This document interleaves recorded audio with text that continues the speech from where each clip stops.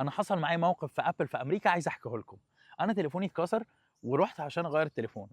فابل هنا بتغير التليفون ببلاش لو التليفون اتكسر عيب تصليح، او انا كان ظهره اتكسر غيروا لي الظهر وبعدين ادوني تليفون ببلاش عشان الظهر كان بيطلع من مكانه.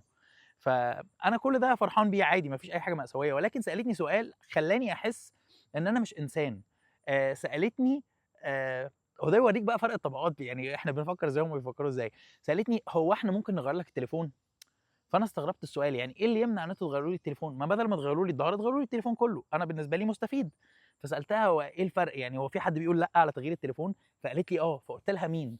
فقالت لي لو حد التليفون ليه قيمة معنوية عنده.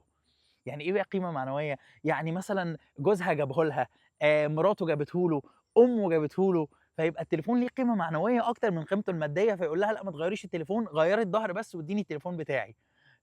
فحسيت إن إحنا يعني أنتم ليه بتعملوا فينا كده؟ هو أنا ليه مش مستوعب اللي أنتِ بتقوليه؟